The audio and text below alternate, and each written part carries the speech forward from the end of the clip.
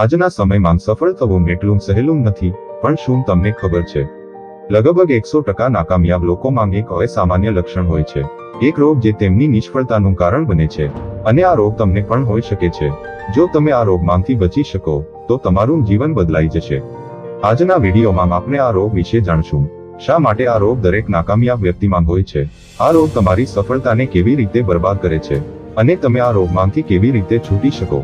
આ વિડીયો જોવાનું છેલ્લે સુધી ન છોડતા, કારણ કે આ માહિતી તમારું જીવન બદલી શકે છે. તો આ રોગ છે ટાળટૂંકનું. હા, ટાળટૂંકનું એ કોઈ સામાન્ય આળસ નથી. આ એ રોગ છે જે તમારી તમામ સપનાઓને નષ્ટ કરી શકે છે. તમને જરૂરિયાત હોય છે એક સારા ભવિષ્યની, પૈસાની, સફળતાની, પણ જો તમે ટાળટૂંકનું કરતા રહેશો, તો તમે કદી તે ઉન્નતિ સુધી પહોંચી શકશો નહીં. સફળ અને નિષ્ફળ લોકો વચ્ચેનો સૌથી મોટો તફાવત આ જ છે. સફળ લોકો કામને વિલંબ કરવાના બદલે તરત જ શરૂ કરે છે. નિષ્ફળ લોકો કામને કાલે કરીશું કહીને હંમેશા ટાળતા રહે છે.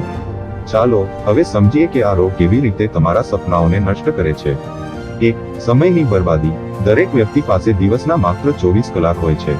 સફળ વ્યક્તિઓ તેને સાચવીને ઉપયોગ કરે છે, જ્યારે નિષ્ફળ લોકો કાલે કરીશું કહીને સમય ગુમાવે છે.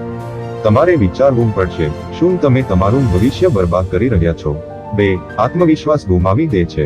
જ્યારે તમે કામને ટાળતા રહેશો, ધીરે ધીરે તમારું કોન્ફિડન્સ ઓછી થવા લાગશે.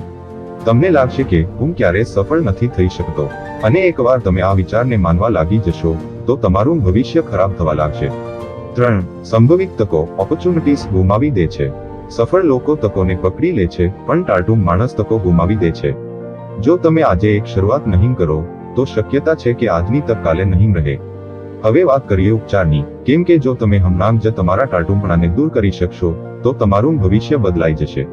તમે એક એવા વ્યક્તિને શોધો જે તમારા લક્ષ્ય માટે જવાબદાર હોય. તેમને કહો કે મારી પ્રગતિ પર નજર રાખજો. એ વ્યક્તિ તમારું મોટિવેશન ઊંચું રાખશે અને તમે ટાળટૂંપણું ઓછું કરશો. જો તમે આજે આ ટેકનિક્સ અપનાવશો, તો તમે ટાળટૂંપણાથી મુક્ત થઈ શકશો. તમારા સપનાઓ તરફ પહેલું પગલું ભરો. ટાળટૂંપણું છોડો અને એક્શન લો. શું તમે પણ ટાળટૂંપણું કરતા છો? કમેન્ટમાં લખો, હું એક્શન લઉં છું.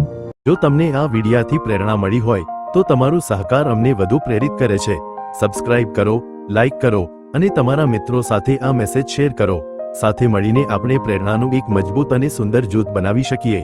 જય દ્વારકાધીશ.